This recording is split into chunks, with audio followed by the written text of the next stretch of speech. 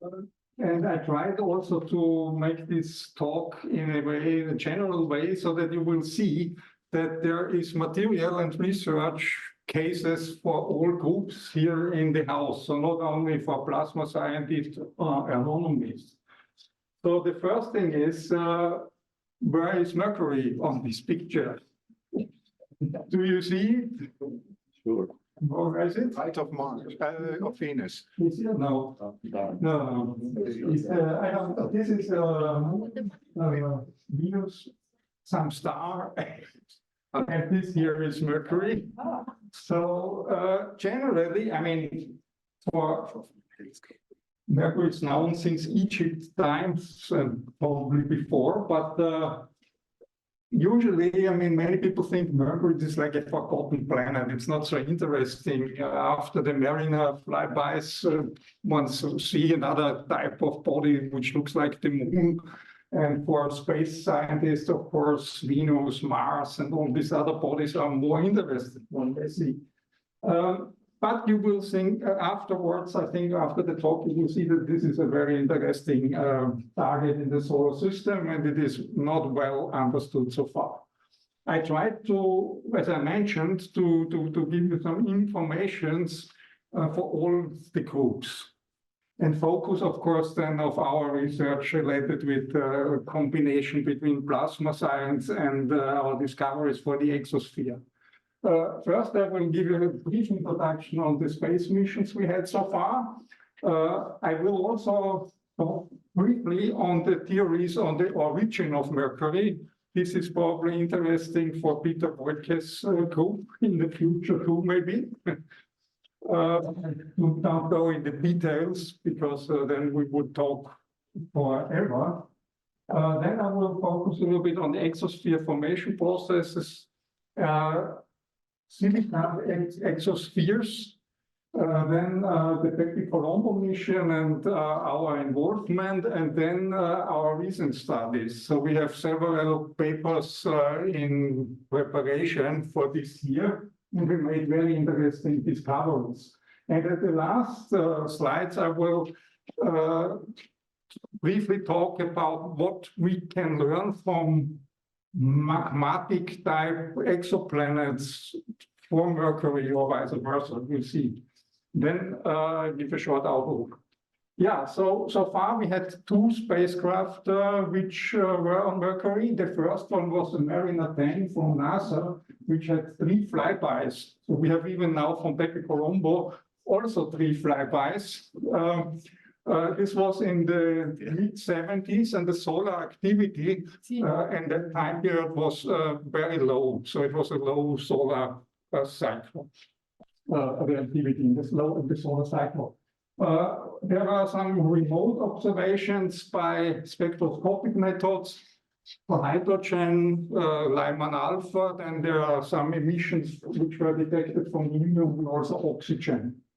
And of course, they made these rough photographs at that time where everyone saw a body which looked like the moon, more or less. You see crater terrains, plants, and so on. Then there were ground-based observations in the mid-80s from sodium. So they discovered sodium and potassium in the environment around the planet, which gives you some ideas little bit on the composition. Then after 2000, so from 2011 to 2015, the NASA Messenger spacecraft was there, and this spacecraft also was in orbit on Mercury. And they discovered calcium, then again oxygen, magnesium, and also they had Lyman alpha observations of hydrogen too.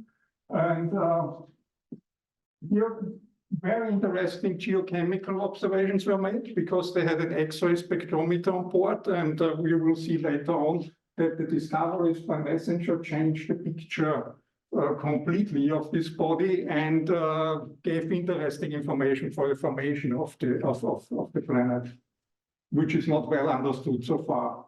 Yeah, then we have BepiColombo, which was launched in 2018, and we have now 3 flybys. And our institute is here very well represented with magnetometer and also particle instrument like BepiColombo, which is connected with the Serena package, where we also involved, which is a neutral particle detector for several different energies. So, yeah, Mercury generally. I mean, this is of course not the scale for the distance, but it's the closest spot in the solar system, and has a very, so the perihelion aphelium, as you see, it's between 0.3, 0.4 AU, in average 0.35 astronomical units. So these exoplanets, what you discovered, like Coral, 7b, and others, which are also bodies, rocky bodies, but larger than Mercury, they are much more closer.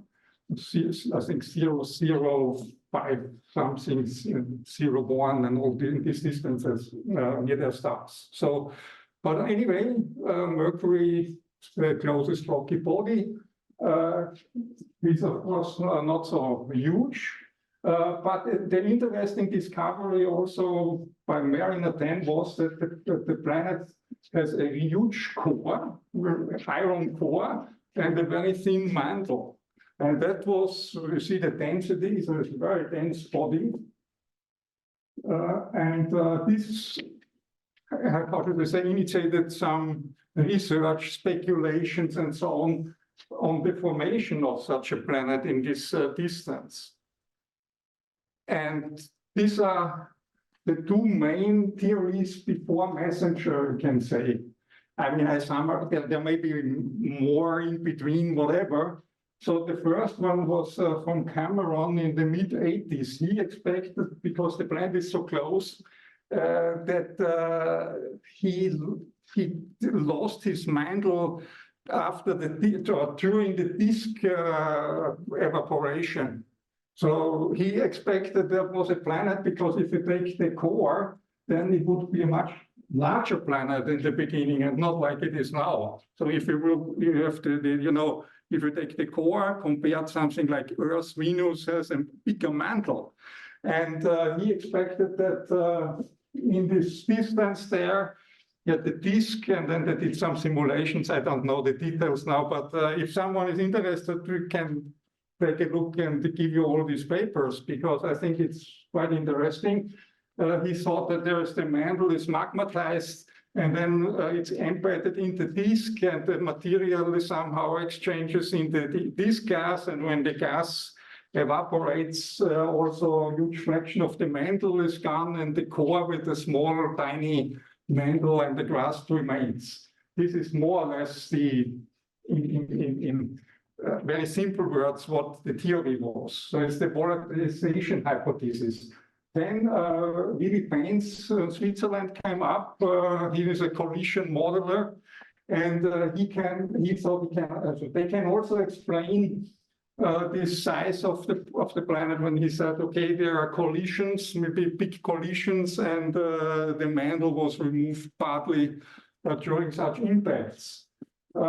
So more or less, these were the two concurrent theories before messenger. Then the messenger spacecraft arrived, and it has an X-ray spectrometer on board, which gave interesting results on the surface composition, and not only the surface, also when you have craters and some cliffs and so on, they could scan these materials. And then they had a big surprise, because this mantle was very volatile-rich. I mean, it is comparable with the Earth's mantle and with Mars even. I mean, the potassium is very, very, very high, and here is also chlorine. So volatile-rich material is in this mantle, and that would exclude both before-mentioned hypotheses, because there should be no volatiles there in that way if these two before-mentioned hypotheses are the right ones. So now this is a main. I mean, messenger did much more observation discoveries, but from the origin point. Then Manu, Scherf, and I, when we did also these exoplanet things and so on, we had some idea which we presented before the COVID outbreak at an EC meeting in Bern. The idea was, we took a look on this, and it is also possible maybe that if you have the body growing in the disk, but it remains small, you have a moon-sized embryo, and then it gets larger. And of course, this is magmatic due to all this heating of radioactive elements, impacts during accretion. And when the disk goes away, you deliver again further materials. And we made some estimates. If there is a magmatic layer, all these volatiles, for instance, potassium, which is quite heavy, which is an element with a mass of 40, it has very low Jeans escape parameter, which is more or less gives you some idea about escape velocity to thermal velocity.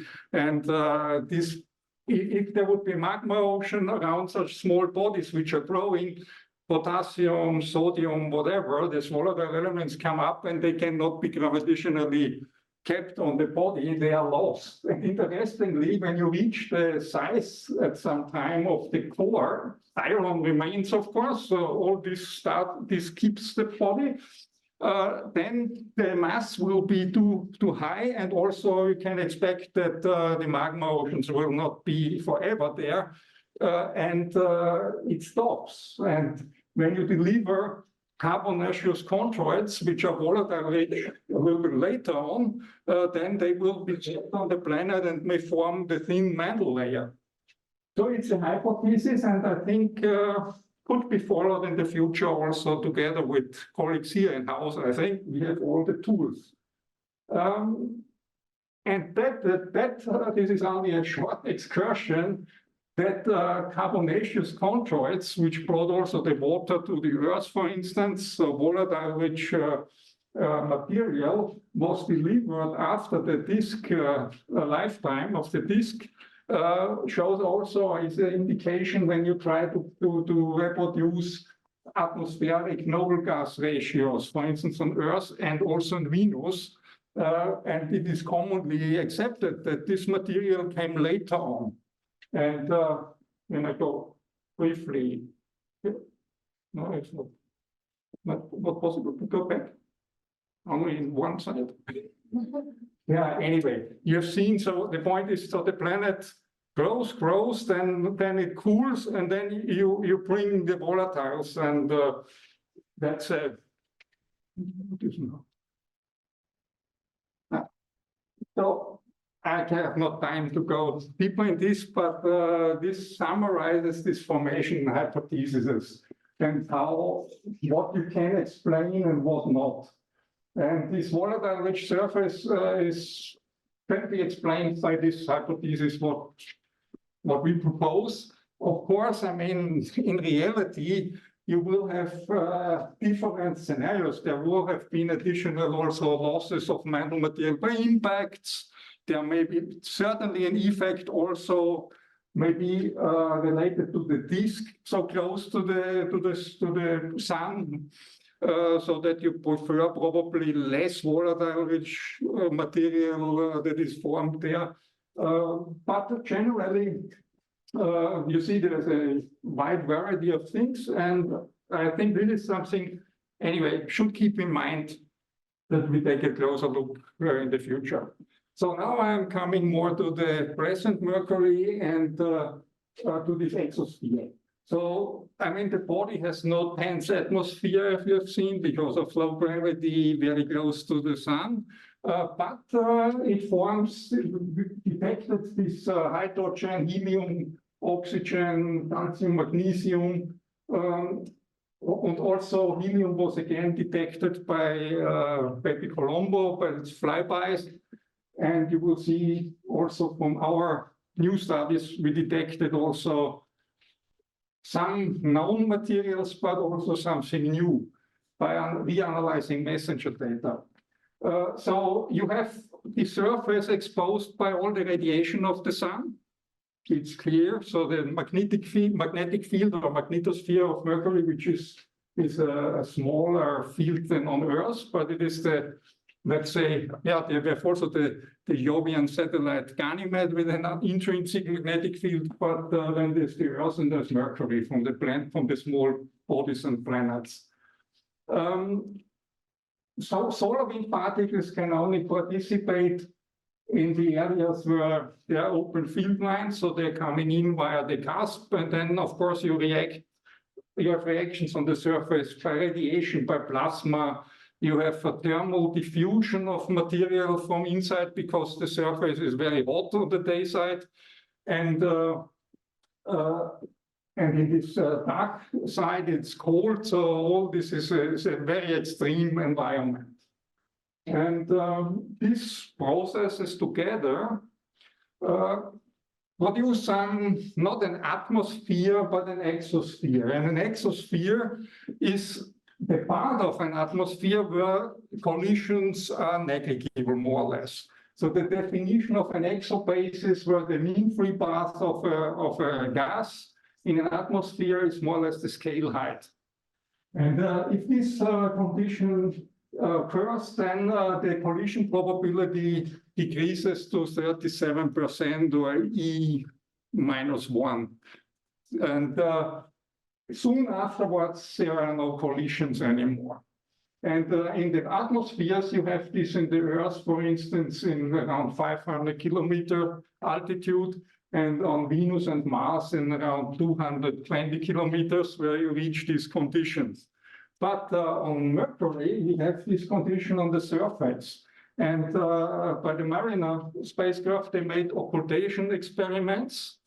And the interesting thing is that they get a kind of upper atmospheric pressure level of these gases, which is very low, but it's in this exospheric type conditions around 7 times 10 to 11 millibars. And if you calculate the measures of the known, so far known elements, you are far below. So it is a conclusion from all this until now is that there should be a lot of elements in this exosphere so that one can more or less reproduce this pressure. And this atmosphere is, of course, as I said, not an atmosphere like we have it here on Venus, Earth, or Mars. And that's interesting because it's a mixture of solar wind particles, which are implanted in the surface. Then we have micrometeoroids, which are permanently coming from this, flying from the other solar system inwards, which collide with this body in the atmosphere. They evaporate in the atmosphere, or if there's no atmosphere, they collide with the surface. Then you have also sublimation of material from the interior, and of course a lot of chemical reactions. I come later to this. And you have the regolith there, and the main part of this exosphere consists of silicate type elements. And what we try to do in this Serena or BepiColombo, let's say, exosphere studies is there will be we try to figure out the whole surface composition. It's a combined study by people working with X-ray spectrometers and also with the particles, which are measured then in situ by BepiColombo, all the neutral particles with flight mass spectrometers, and BeCam in that case is the ion camera. And but this is more or less so that we get a full picture of all these elements, and then we can trace them back from where they are and so on. And this is more or less shows you this complex type interaction of what we do. So far, with the knowledge we have from MESSENGER, from the X-ray spectrometer, and from some geochemists who working on all this, one can also try to reproduce and constrain after each mission or observation this surface composition of Mercury, which later then feeds into simulations.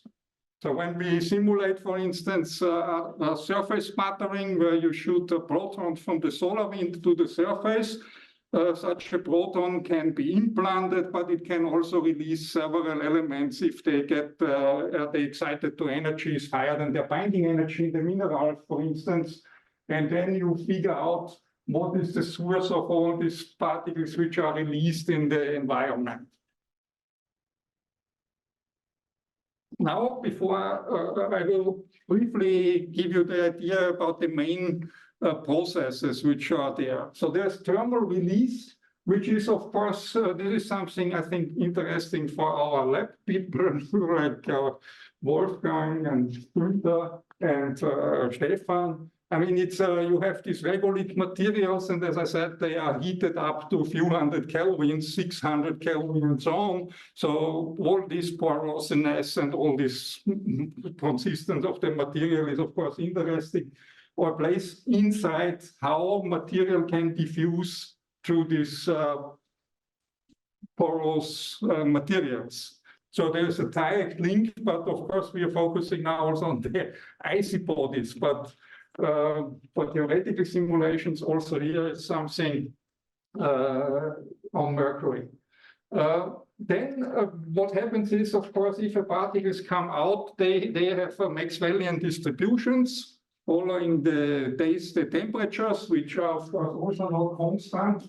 So they are on the day side, you have of course the subsolar point, which is the hottest, and then it decreases up to the terminator, and the night side is very, very cool. So thermal release is not very efficient on the night side, of course, but on the day side.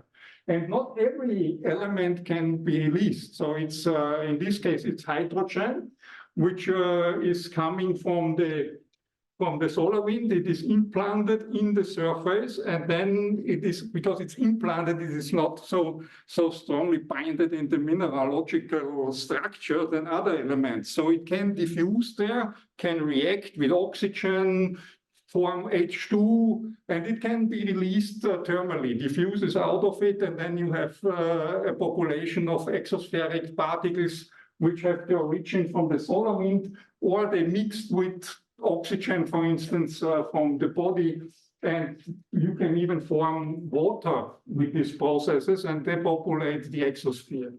And exosphere, more or less, as I said, it's a barometric, I mean, as long as these Maxwellian conditions are valid, you have a Maxwellian type distribution, velocity distribution, density distribution, which has to be corrected by these partition functions, which were developed by Chamberlain in the 60s. And this X here, as I said, is this so-called Jeans escape parameter, which more or less is this unitless value where you combine the escape velocity with thermal velocity. And the reason for this is that you have in the exosphere particles which are escaping. So the Maxwellian distribution, the tail of it, you have escaping particles, and therefore you have to correct this function with trajectories for particles which are ballistic, which have satellite orbits or which can escape, and so that you have the total integral should be 1, of course. You can do this also with Monte Carlo models. That means you have a Maxwellian distribution with this main temperature, and then you release these particles from the surface in all directions, and you follow them. Because there are no collisions, it's not so difficult. And these are some studies by this process where you have, let's say, particles which can be thermally released. But of course, they have not so high energies. They follow the general exospheric temperature. And you see that water, for instance, molecules do not reach more than somehow 1,000 kilometers or so. And it could be, of course, that the water molecules may may hit by a photon and they can dissociate and then they are destroyed, or you ionize the particles then, and then they are accelerated in the magnetic field. And that's then a business for BepiColombo, which we will see later. Then there are some other processes also very specific to some elements like potassium and sodium. This is called photon-stimulated desorption, and there is a similar type process which is called electron-stimulated desorption.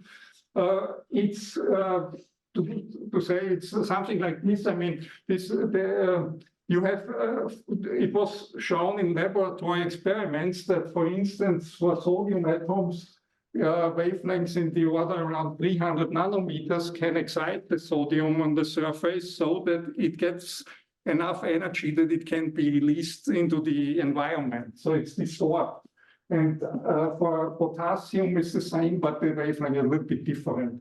And these are some velocity distributions which are not Maxwellian anymore then. So they are non-thermal. When these particles have higher energies than the thermal energy, and one can reconstruct these velocity distributions from such experiments, which were done by some people in the past. And but also not only these, we can say, volatile elements are affected, like sodium, potassium mainly. So we did years ago some studies on this photostimulated desorption, and this is over the whole Mercury orbit and latitude, and it's the production rate of this flux. Maybe no, it's the flux. It's the flux of sodium, which is expected to be released over the surface. Of course, it's also a UV-related, radiation-related process. So the subsolar point is the highest production. And on the night side, you don't have not much, of course. And also these processes are related to the orbit. So if you are in 031 AU, then you produce more of these particles. So you will fill the exosphere to higher densities than if the planet is further away. Similar is valid for potassium. So then we have Micrometeoroid impact vaporization, which is studied by some groups or people since decades, but not so really in detail, because this is also very interdisciplinary, as you can expect. Most research here is done where people, there are some measurements of micrometeoroids around the Earth's orbits and so on, and then they try to calculate the trajectories inward and estimate the fluxes and so on. But they didn't, I mean, and we know, of course, what the micrometeoroid consists of. So around 85% of them consist of ordinary chondrites. And this can be studied in the lab, so one knows what is inside these meteors. But so far, it was not really done well. So there are people focusing on sodium, which they observed by telescopes, also concentrated on these known elements on the in the exosphere. You see there are different models with fluxes and so on. But there are some hints, of course. And the point is that these particles, if they collide with the surface, they also follow Maxwellian distributions. They are much hotter than the normal temperature, but this cloud is also like a kind of atmosphere which has temperatures from these elements. When they evaporated, they have kinetic energies and temperatures following around 2000 to 5000 Kelvin. This is from experiments in laboratories.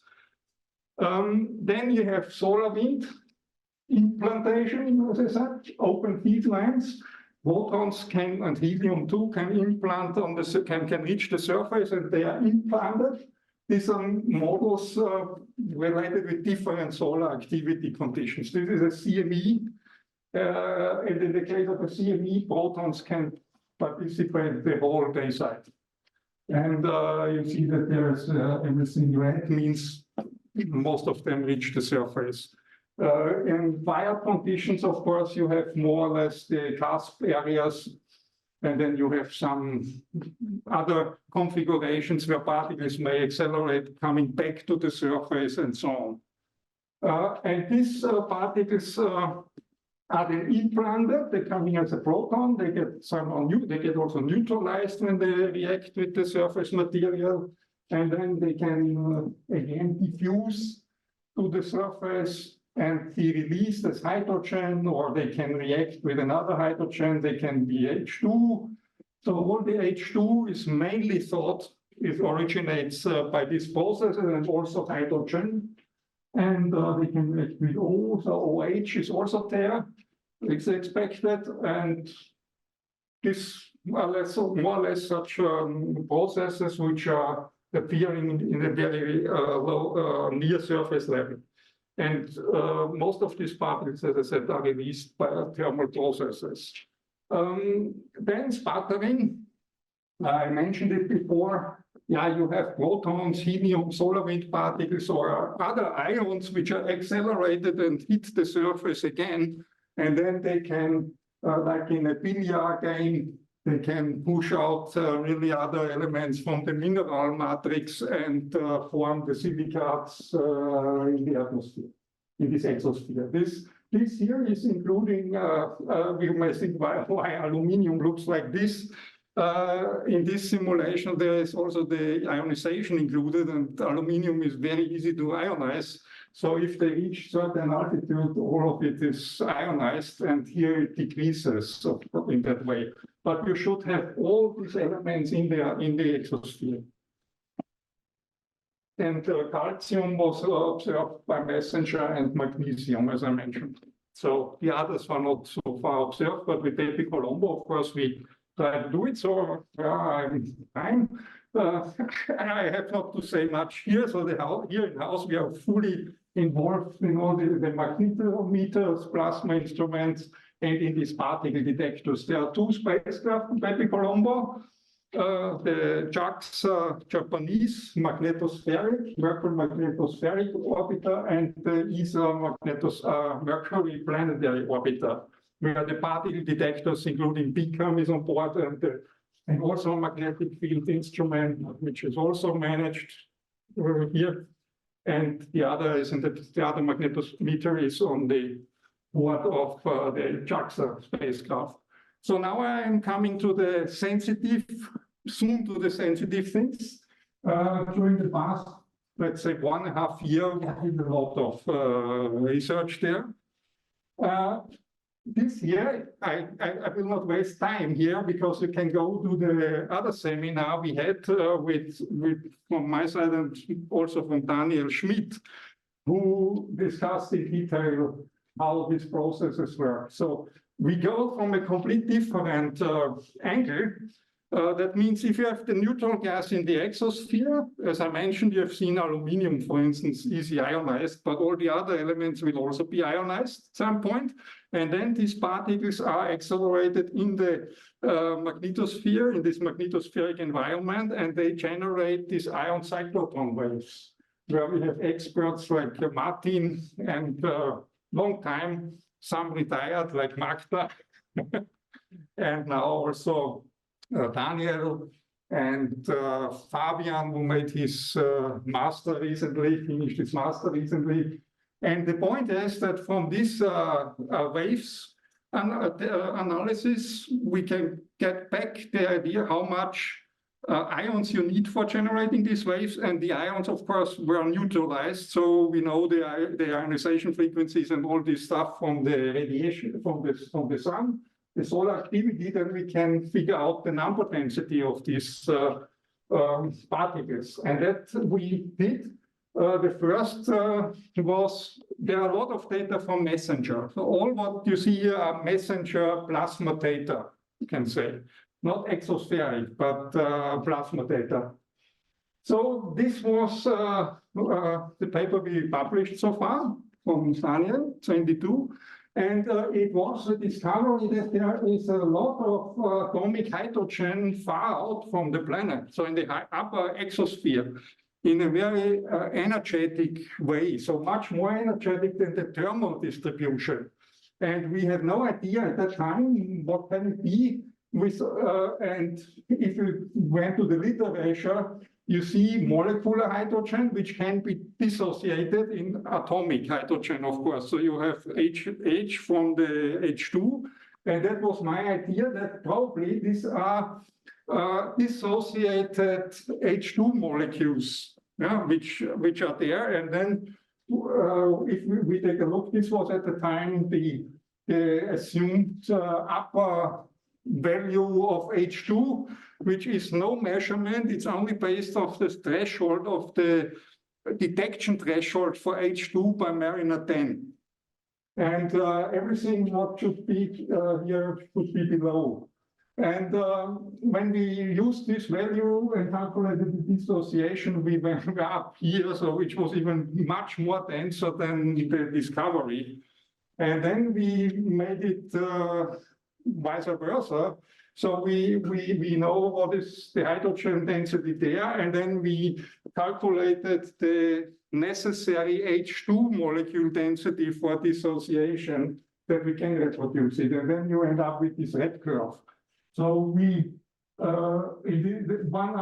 was a discovery, and this was a kind of explanation, yeah.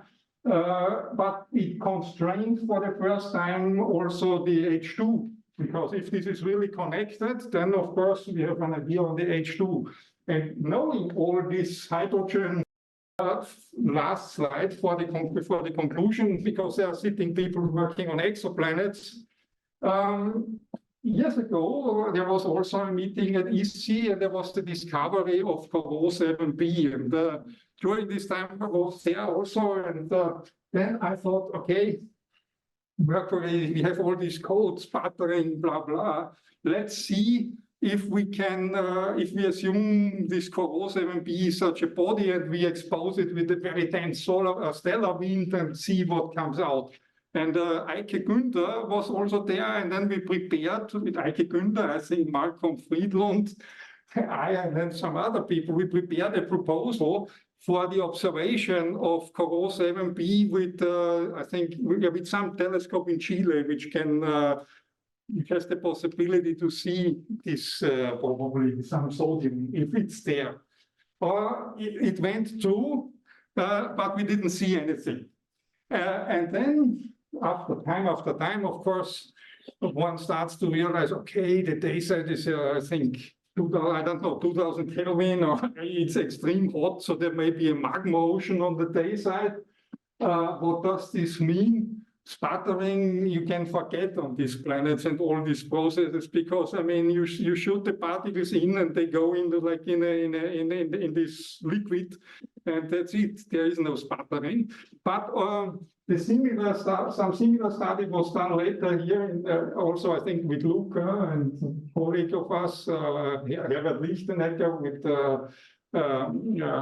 Doppler. Where they looked into the planet HD 219-34b. But I think, yeah, it would look like this, but I think so far it was also nothing observed. And it could be the same problem. So I would say it's different in a way. So the stuff what I think Miller, Peter, and colleagues do is quite interesting. Here, when you have a magma ocean, then you may release material. These bodies have for sure some silicates around, but maybe the volatiles were gone during, it depends how old these planets are, but there will be something. And then it's ionized, if depends on magnetic field, whatever. But there should be something there. And I think when I conclude this, when I go first, we have the exoplanets, to say, my idea was we can learn something from Mercury for the exoplanets, but I think this is, you can forget. I was wrong. But I think vice versa, it's possible. So if you discover some minerals on exoplanets, which are there with this magma phase or whatever, you may learn probably something connected to the origin of Mercury. Then you remember, because in this early stage, Mercury had magma ocean and so on. So this is, maybe we can learn something from Mercury by observations and study of exoplanets of these extreme cases.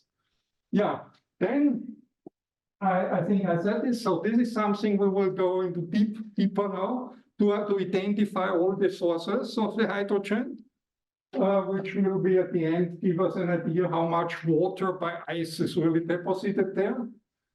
Then much further investigation of the micrometeoroid issue, because there is a lot of potential there, I think.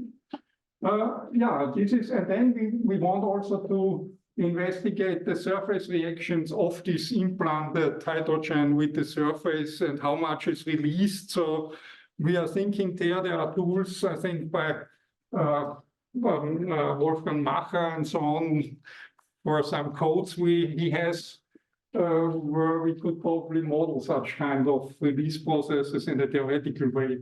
And all this should fit together, of course. And we are also working on the resubmission, or let's say like this, of a formally submitted but rejected, so now upgraded proposal with the University Bern for precursor studies of BepiColombo, which of course connects to the stuff what I told you today. Thank you.